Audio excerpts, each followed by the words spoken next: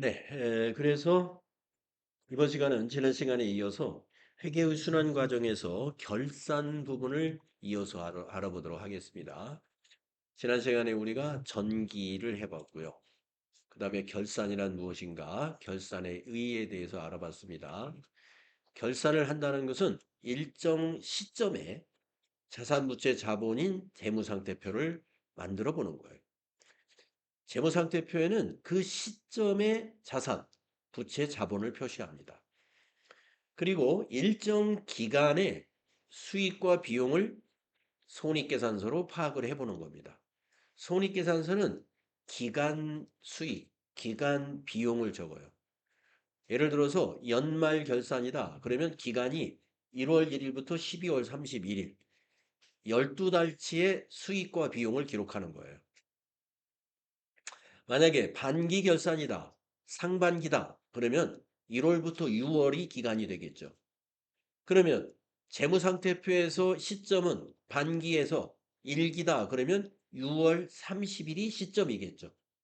그러니까 6월 29일 거는 알 수 없어요. 이 재무상태표에 보이는 숫자는 결산의 마지막 날, 즉 1기 결산이다. 그러면 6월 30일 거를 말하는 거. 그 다음에 연말 결산이다. 그러면 12월 31일 현재의 자산부채 자본을 파악하는 겁니다.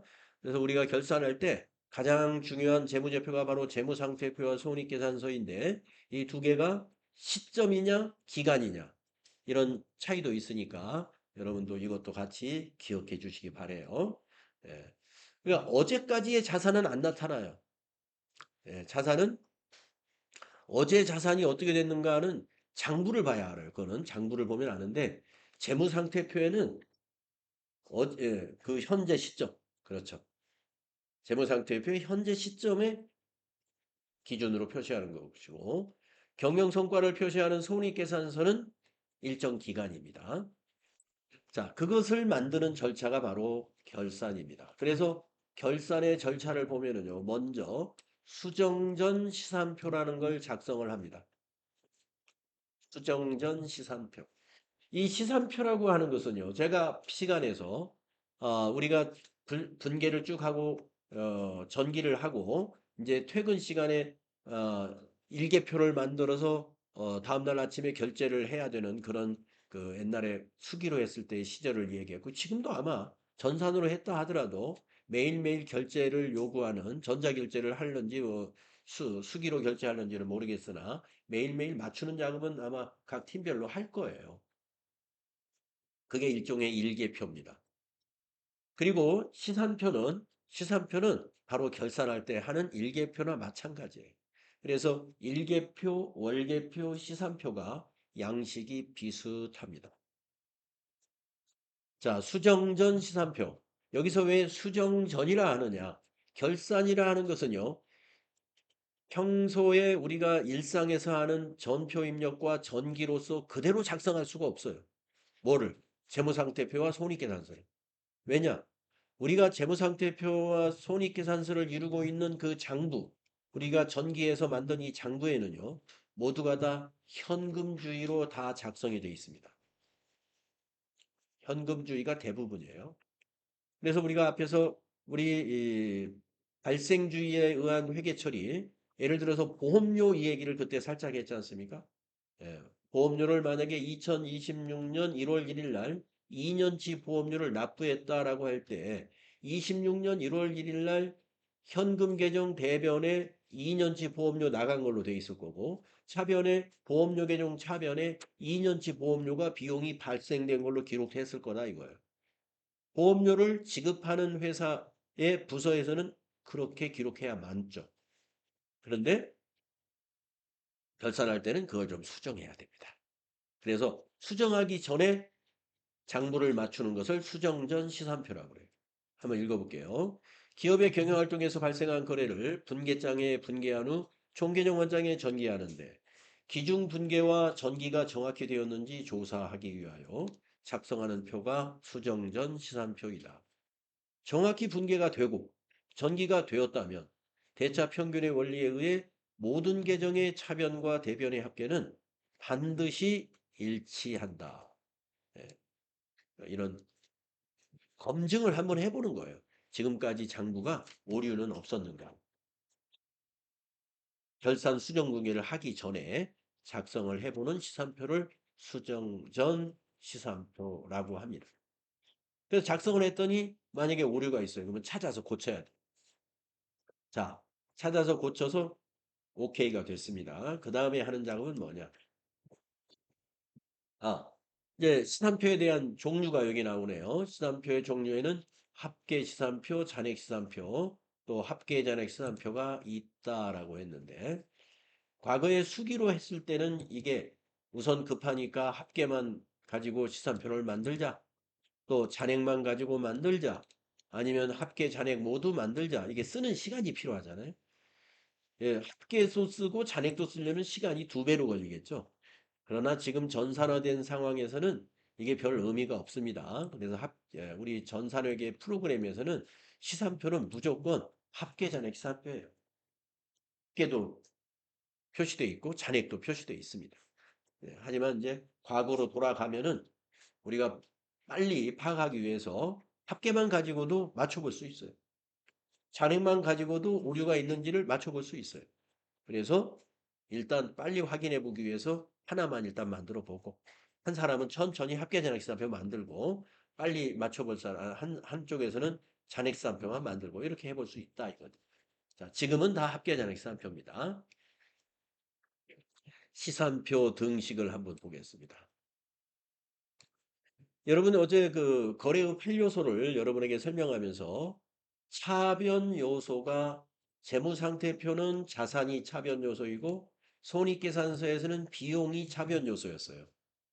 어제 그 거래의 8요소 위에 그림이 있었죠. 네모 박스에. 예. 그 다음에 대변 요소는 부채가 대변 요소였고 자본도 대변 요소였고 수익도 대변 요소였습니다. 네, 그래서 우리가 거래의 8요소에 의해서 항상 거래는 차변 요소와 대변 요소의 결합으로 거래가 이루어지기 때문에 대차 평균의 원리가 적용된다 그랬어요. 그래서 시산표 등식이 바로 대차 평균의 원리가 이런 등식이라 하는 얘기입니다. 기말 자산의 총 비용을 더한 것은 기말 부채의 기초 자본을 더해서 총 수익을 더한 거하고 항상 일치하는 거다. 그래서 합계전액 시산표를 봤을 때 차변 합계, 대변 합계가 딱 맞다는 것은 이 등식이 성립되었다를 이 얘기하는 거예요. 그런데 여러분 이 등식을 볼 때 뭔가 질문이 나올 만한 부분이 하나 있을 것 같은데 특이한 점이 없을까요? 네, 어느 분? 예, 예. 왜 자본만 기초 자본이라고 했느냐? 예. 혹은 알고 있지 않으세요?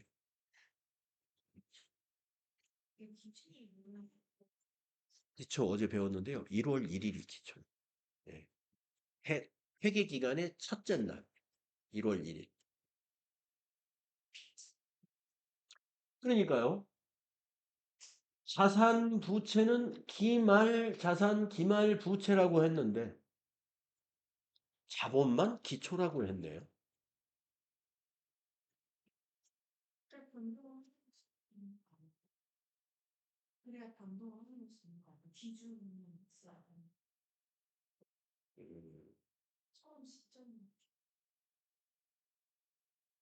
음, 조금 네. 그것을 여러분이 이제 오늘 알게 돼요. 예. 우리가 자본이 말이죠. 기중에 자본 거래가 있을 수도 있습니다. 기중에.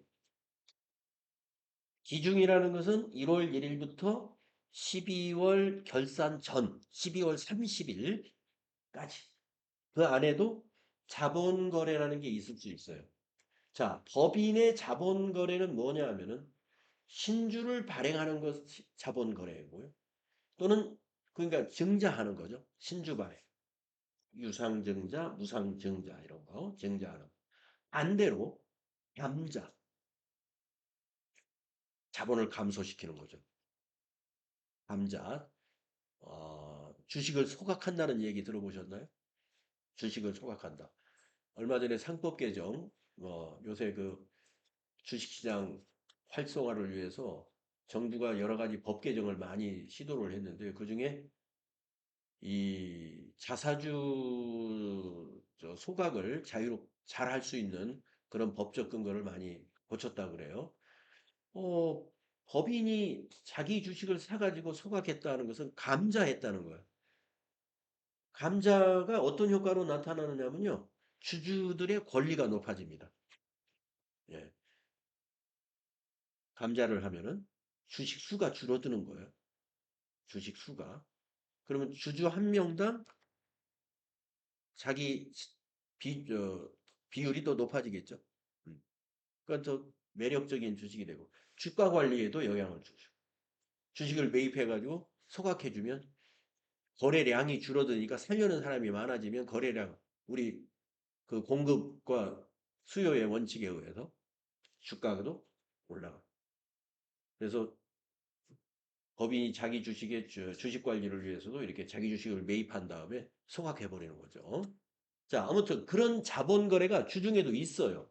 그런데 여러분 자본 거래로 인해서 자본이 증가나 감소할 수도 있지만 영업을 통해서 이익을 내면 그게 결국에 자본으로 갑니다.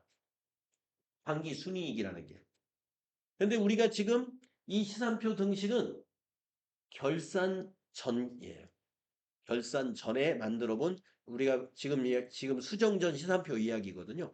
수정전 시산표라는 것은 아직 결산이 끝나기 전의 시산표입니다. 그래서 기초자본이라고 한 이유는 뭐냐? 아직 기말자본은 확정되지 않았다라는 뜻입니다. 수정전 시산표에서는. 수정전 시산표에서는 기말자본이 확정되지 않았어요. 언제 확정이 돼요? 결산이 끝나야 확정이 됩니다. 예, 어떻게 해서 확정이 되느냐? 결산을 하면은 당기순이익이 나와요.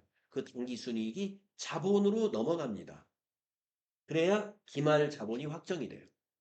기중에 있었던 자본 거래에다가 플러스 당기순이익. 거기까지 가야 기말 자본이 확정되지 않습니다. 따라서 왜 시산표 등식이 이렇습니까? 해서 여기서 딱 질문이 나올 때 기초자본이 왜 자본만 기초자본이죠? 결산이 아직 마치지 않았기 때문에 아직 기말자본은 없다. 그래서 기초자본이라고 표시한다.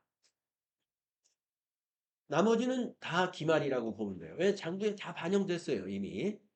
나머지는. 자, 그래서 시산표 등식을 이렇게 시험에서 물어볼 때 이 등식이 시험에 나온 적이 몇 년 전에 한 번 있었어요. 최근에는 안 나오긴 합니다. 음, 그래도 알아두면 좋을 것 같고요. 자, 시산표는 또 다른 이름의 일개표, 월개표다 그랬죠. 일개표, 월개표하고 용도가 같기 때문에 그래요. 일개표는 하루의 거래를 맞춰보는 거고, 월개표는 한 달치를 맞춰보는 거고, 시산표는 결산할 때 수개월치, 12달 거, 6개월 또는 12개월치를 맞춰보는 게 시산표입니다. 시산표는 회계연도 말에만 작성하는 것은 아닙니다. 필요할 때마다 작성할 수가 있어요. 매일 작성하면 일개표요, 매월 작성하면 월개표라고도 하는 것도 있다. 메뉴가 이렇게 다 나눠져 있긴 합니다만은 목적은 다 똑같고 양식마저도 비슷합니다. 자, 그러면 이제 두 번째 결산 단계로서 수정 전 시산표를 만들어 보니까 오케이, 다 수정을 합격했거나 착오가 없습니다. 그러면은 기말 결산을 합니다. 기말 결산을 위해서도 분계를 해야 합니다. 그걸 우리는 결산 수정 분계라고 합니다. 결산 수정 분계. 예. 이 결산 수정 분계를 1월 달, 1월 달 중으로 이제 잘 해서 결산을 마무리하는 거죠. 이 결산 수정 분계란 뭐냐? 기말 결산 시점에 자산부채 자본의 현재액으로 표시해 주는 작업을 해요. 또 단기에 발생한 수익과 비용을 정확하게 발생주의에 의해서 파악을 해줘야 돼. 이것에 필요한 분계를 우리가 수정 분계라고 하는 겁니다.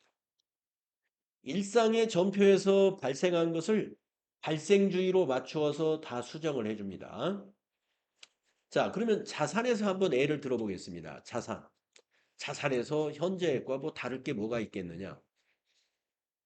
다를 게 있습니다. 첫째, 수출하는 기업은 외상 매출금이 국내 외상 매출금이 아니라 외국에서 받아야 될 외상 매출금이 있을 수 있겠죠. 수출이 현금으로만 거래하는 건 아니지 않습니까? 네. 한 달 후에 결제하기로 하고 선적을 하는 것도 있고, 네. 뭐, 3주 후에 결제하기로 하고 선적할 수도 있고, 그렇단 말이에요. 그러면은 우리가 선적을 인천공항에서 선적한 날은, 가령 2월 2일이라고 한번 해봅시다. 2월 2일. 예, 2월 2일 날 선적할 때 환율은 1,300원이었다고 보겠습니다. 1,300원. 그래서 1달러치 수출을 했어요. 그러면 우리가 외상 매출금을 우리 회사 장부에는 1,300원으로 기록합니다. 선적하는 날 환율로 기록하게 돼 있어요. 그래서 채권을 1,300원으로 기록했어요. 그런데 그 다음날 갑자기 전쟁이 터져가지고 막 외환시장이 요동을 쳐서 환율이 한국 원화 가치가 떨어져가지고 1,500원이 됐다고 보겠습니다. 그래가지고 아직까지도 1,500원이에요. 결산일이 돌아왔는데. 그러면 외상 매출금을 1,300원으로 기록하면 안 됩니다. 1,500원 현재 시점으로 자산을 표시해야 되니까 현재의 한화로 환산을 다시 해야 돼요. 그래서 외상 매출금을 200원을 증가시키는 분계를 해줘야 돼요. 차변의 외상 매출금 200원 증가시켜주고 대변의 환율 때문에 그랬어요 하는 게 외화 환산 수익 환율 때문에 이익을 본 거예요. 예. 수출하는 회사는 이런 부분에서 환율이 올라가면 오히려 효과를 본다고 그럴까요? 자산이 늘어나는 효과를 봐요. 수출하는 회사는. 예. 고통받는 회사도 많이 있습니다. 환율이 오르면 고통받는 회사는 외국에서 자재를 매입하는 회사들은 고통받아요. 예, 환율이 오르면. 자, 그래서 이 하나의 예를 들은 거예요. 또 그러면 수출하지 않는 회사는 자산에 대한 수정 분계가 없겠네요? 있어요. 자, 유가증권에 투자하고 있는 회사들도 있겠죠. 아주 여유가 없는 회사는 어쩔 수 없지만 자금의 여유가 있는 회사들은요. 자금을 보통 예금 통장에다 다 넣어 놓을까요? 그렇지 않습니다. 유가증권에 잘 투자도, 채권 시장에 투자도 하고요. 주식 시장에 투자도 합니다. 이 투자를 하는 전문가를 고용해 가지고 투자를 하기도 하고 아니면 투자 회사들 있잖아요. 투자 회사에다 맡겨서 자금을 운영해요. 선대에다 운영하기도 뭐 하고요. 그러면 우리가 만약에 직접 투자를 했다고 봅시다. 우리 회사에 투자 전문가가 한 명이 있어요. 그래서 고용해가지고 그 사람이 우리 회사의 여유 자금을 맡아서 재테크를 하고 있단 말이에요. 자, 요새 지금 주식이 계속 오르고 있는 추세 아니겠어요? 그래서 만약에 26년도 연초에 매입했던 삼성전자 주식이 있다고 봐요. 근데 기말에도 그 가격을 그대로 유지하면 우리가 자산의 변동이 없겠지만 우리가 주식 가격이라는 거 올랐다 내렸다 또 하지 않습니까? 바로 그런 부분입니다. 가격이 떨어졌으면 자산을 감소시켜 줘야 돼요. 가격이 올라갔으면 자산을 증가시켜 줘야 됩니다. 그런 평가를 해야 돼요. 유가증권처럼 자산의 변동이 일어나는 거 이런 거 평가가 필요합니다. 그러면 유가증권이 아닌 건물이나 토지 같은 건 그런 평가를 안 하느냐? 평가를 안 하는 회사도 있어요. 그건 회계 정책에 따라서 우리 회사는 재평가를 하지 않는 원가 중심으로 회계들을 처리하겠다. 그러면 유형자산 이런 토지나 건물 같은 것을 평가를 하지 않습니다. 많은 회사들이 평가를 잘 안 해요. 왜 그러냐면 투자 자산이 아니고 만약에 공장 10만 평짜리 공장이 있어요. 여기 하이닉스 공장이 있다고 봐요. 여기 지금 이천에 큰 땅을 지금 쓰고 있잖아요. 그걸 매년 평가해서 무슨 의미가 있을까요? 팔아먹을 땅이 아니죠. 공장을 폐업하지 않는 한 그 땅은 그냥 가지고 있어야 될 땅입니다. 그러니까 평가해도 그게 수익으로 뭐 환원되거나 그러진 않아요. 그러니까 원가 모형으로 가는 회사도 있어요. 좀 보수적으로 하는 거죠. 원가 모형으로. 원가 모형이라는 건 그 땅 매입했을 때 가격 그대로 그냥 표시하는 거예요. 그런데 좀 진보적으로 만약에 회계 처리를 하는 회사는요. 원가 모형이 아니고 재평가 모형이라는 것을 정책으로 하는 회사도 있습니다. 그런 회사들은 이렇게 업무용으로 쓰는 토지나 건물도 기말에는 시세로 따져가지고 현재 가격으로 표시를 하는 거죠. 그 정책에 따라 할 수도 있고 안 할 수도 있다. 그런 것이 바로 자산을 수정분계해야 되는 이유가 되는 거예요. 네. 주식 어느 시점에 자산을 주고 되는 걸 파악한다고 했잖아요. 네. 안 쓰고 그 시점에서 손익분기 계산을 하는 거예요? 매도를 안 하고 계속 갖고 그렇죠. 예, 맞습니다. 매도해버렸으면은 이제 끈다, 평가할 필요가 없죠. 매도하는 순간에 이익이 난 것이 이익에 반영됐고 자산은 이제 소멸해버렸으니까 그건 오히려 평가를 안 하지만 보유하고 있기 때문에 평가하는 거죠. 예.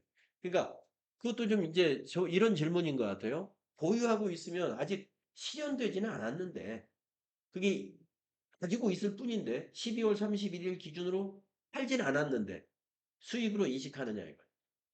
미실현 그걸 수익이라고 하는데 그래서 그것도 수익으로 봅니다.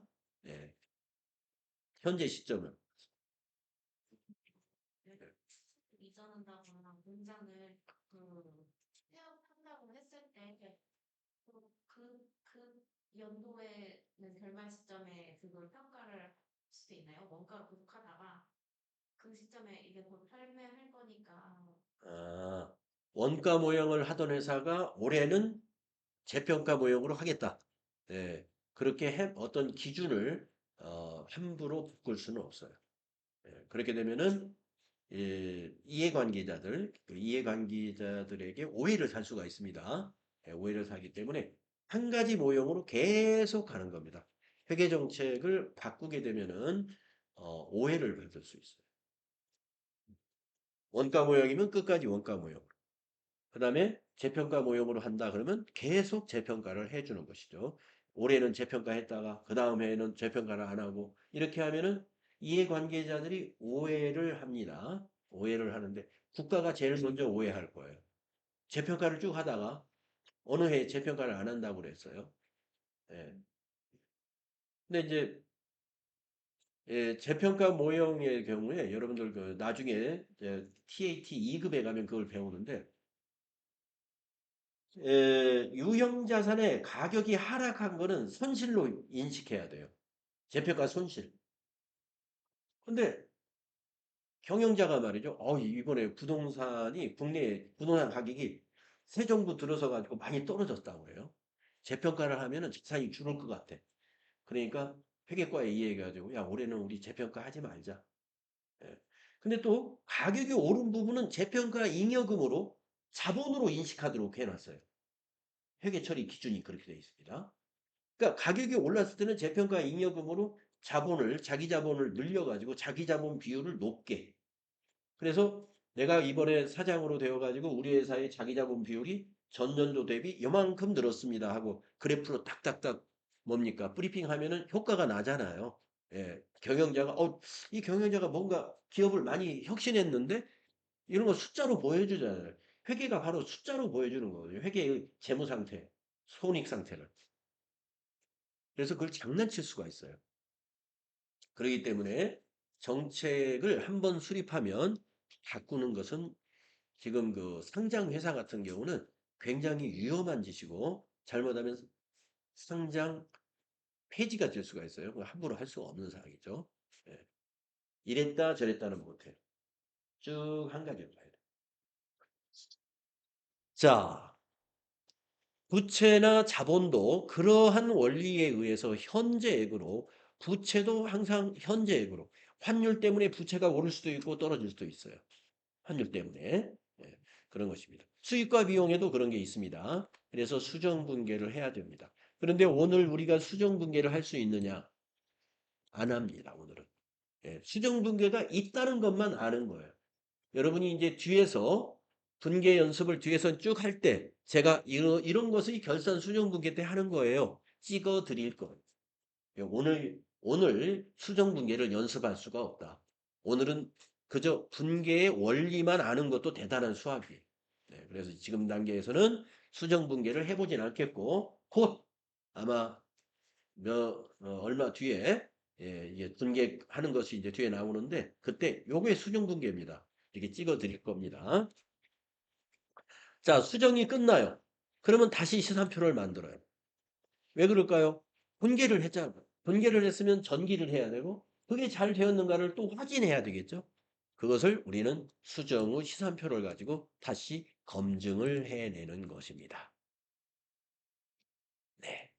그래서 우리는 지금 수정 후 시산표나 수정 전 시산표가 같겠죠. 우리는 요 작업을 안 했으니까. 그래서 이제 결산의 절차를 다시 여기다 해보면은 결산의 절차의 첫 번째가 수정 전 시산표를 작성하는 작업이고 두 번째가 결산 수정 분계라는 걸 하는 절차가 있어야 되고 세 번째가 수정 후 시산표를 작성해서 검증하는 절차를 마치는 거예요. 결산 준비가 끝난 거예요. 여기까지가.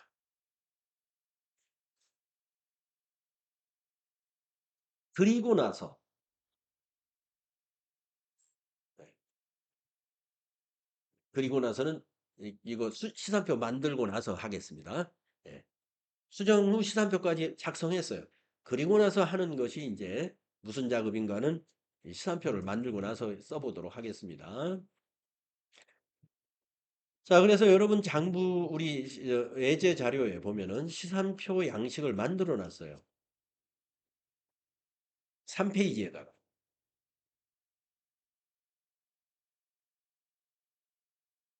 이 양식 보이시죠? 학계 잔액 시산표. 왜 학계 잔액 시산표냐면요. 가운데 이렇게 개정 과목이 있고요. 왼쪽으로 차변, 잔액과 합계, 또 오른쪽으로 대변, 잔액과 합계 이렇게 되어 있기 때문에 합계와 잔액을 양쪽으로 다 표시하죠. 그래서 합계 잔액 시산표라고 합니다. 자, 여러분 개정 과목 난에다가 말이죠. 저기 이 장부, 이 총계정 원장에 순서대로 현금, 보통예금, 단기대여금, 단기차입금 요 순서대로 가운데다가 우선 개정 과목을 모두 기록하십시오.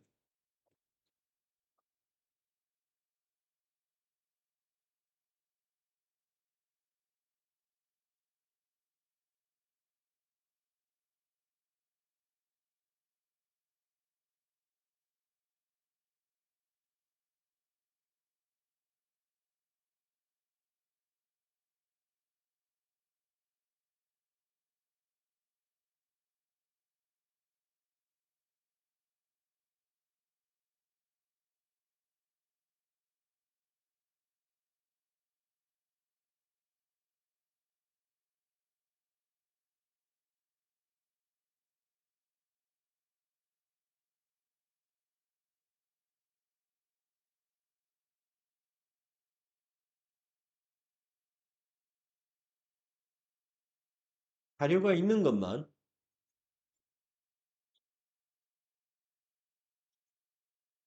장부가 기록된 것만 급여가 마지막인 것 같아요.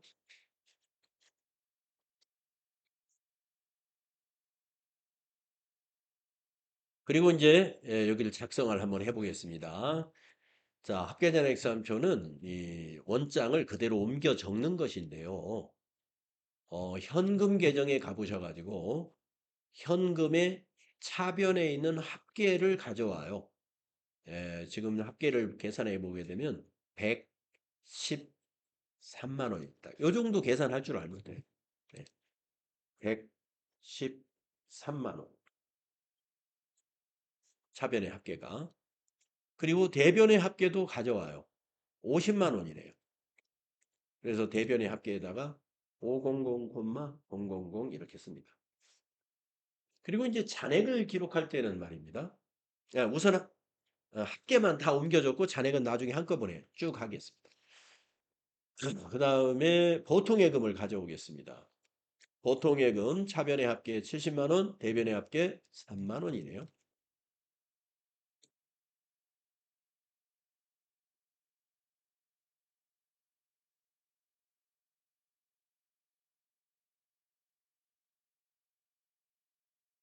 분기대여금을 가져오십시오. 차변의 합계 50만 원. 단기 차입금을 가져옵니다. 대변의 합계 70.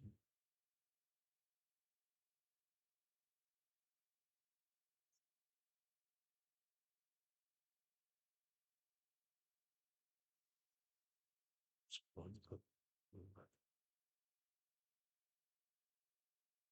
수익 만원, 수익 8만.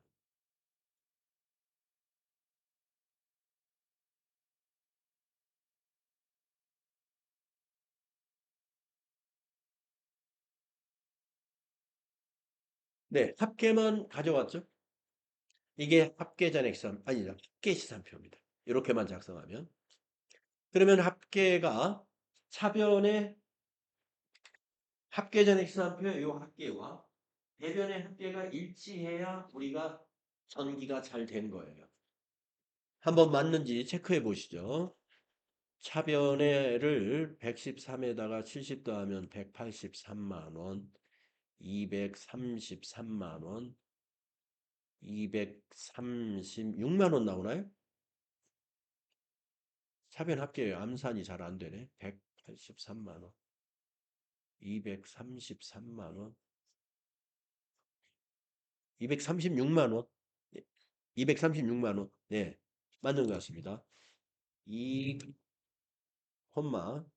360, 000. 여러분도 그렇게 나오는지 저도 그렇게 나오는데 제가 틀릴 수도 있으니까. 53만 원, 123만 원, 100, 223만 원, 228만 원, 236만 원 이렇게 나오나요?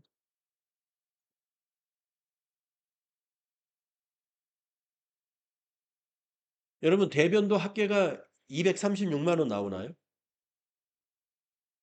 예, 다 그렇게 나왔죠? 음.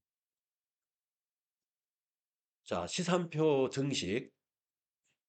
시산표 증식. 여기서 여기가 기말 자산이에요. 여기서 여기가 기말 자산 플러스 밑에 급여가 총 비용이에요. 기말 자산 더하기 총 비용이 236만 원이에요. 지금 현재 236만 원. 그 다음에 오른쪽에 보시면 이제 대변으로 가서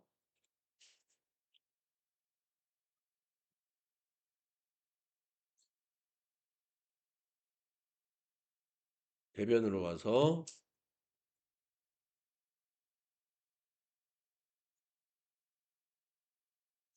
잔액으로 해야 되니까 아직 준비가 안 됐네.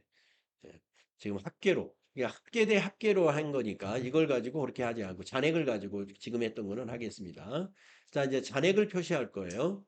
잔액을 표시할 때는요. 많은 쪽에다가 잔액을 기록하는 거예요.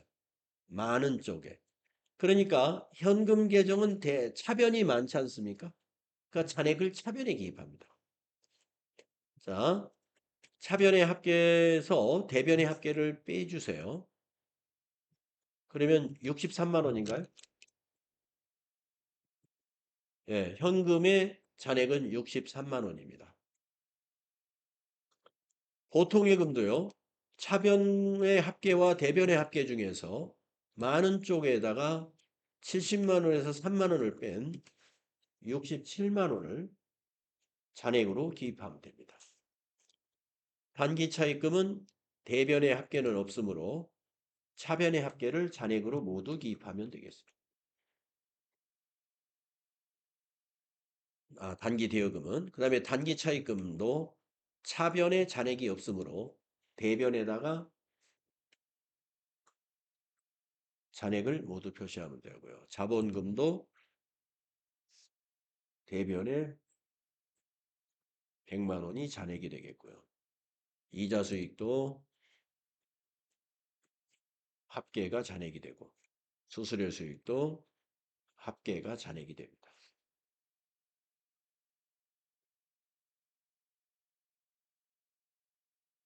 그렇습니다. 급여도 차변의 합계가 잔액이 됩니다. 상대편에 숫자가 없으면 그 자체가 잔액. 자, 이걸 가지고 우리가 그 시산표 등식을 얘기할 수 있어요. 요게 기말 자본이고 이게 총 비용이고요. 그리고 이게 기말 부채이고 이건 기초 자본이고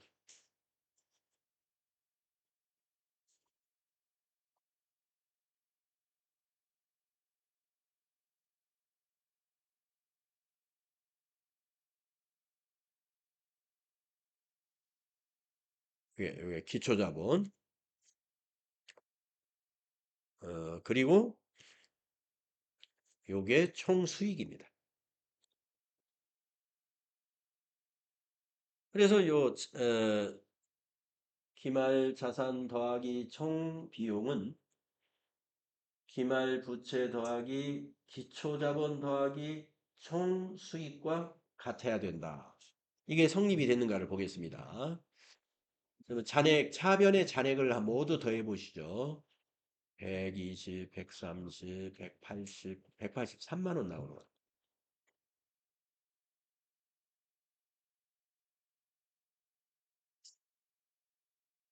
잘 더해 보세요. 대변도 잔액을 다 더해 보세요. 13만 원.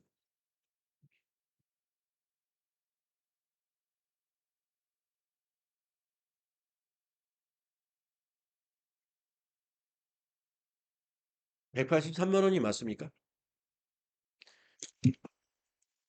네. 차변의 잔액과 대변의 잔액이 일치한다는 것은 아까 시산표 등식에 있었던 기말 자산 더하기 총비용 리콜 기말 부채 더하기 기초 자본 더하기 총수익이 성립됐다는 거예요. 이게 성립이 안 되면 시산표 틀린 거고 시산표가 틀렸다는 얘기는 내가 수기로 작성했으면 작성하는 과정에서 오류가 있을 수가 있고 컴퓨터 프로그램에서 작성했다면 프로그램의 오류는 의심해서는 안 되고 예, 입력을 잘못한 거예요. 전표 입력을 잘못했기 때문에 시산표가 틀린 겁니다. 그래서 전산에서는 그 전표 입력, 그 전표를 찾아가서 고쳐야 돼요. 즉 분계를 고치는 거죠. 분계를.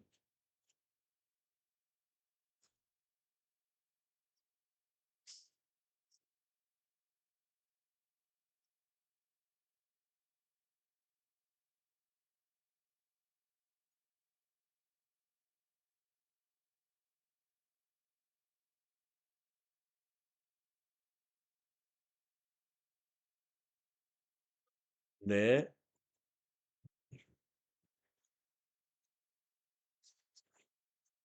이거는 자산성인데 잔액 쪽에 차량은 합계 세개 비말 자산다 예. 음. 세 개를 비말 자산을 나누시고 이거 이걸 기말자산이라고 해야 됩니다. 여기 잔액을. 예, 이걸 기말자산이라고. 어디가? 여기 이거요? 자산이라고 하는 기말자산은 요 잔액만 기말자산입니다. 예, 합계는 기말자산이 아니에요. 예, 아까 처음에 그렇게 얘기했다면 그거 실수한 거예요. 예, 합계는 기말자산이 아닙니다. 잔액이 기말자산이에요. 잔액. 왜냐하면 대변에도 있으니까 자산은 대변에서 감소할 수도 있는 거기 때문에 감소한 건 빼야 잔액이 되는 거니까 이 잔액만이 기말 자산입니다. 예. 이 합계는 말 그대로 차변의 합계일 뿐이에요. 자산의 차변 합계일 뿐이에요. 그래서 시산표 정식을 가지고 우리가 검증을 할 때는 잔액을 가지고 검증하는 거예요. 잔액을 가지고.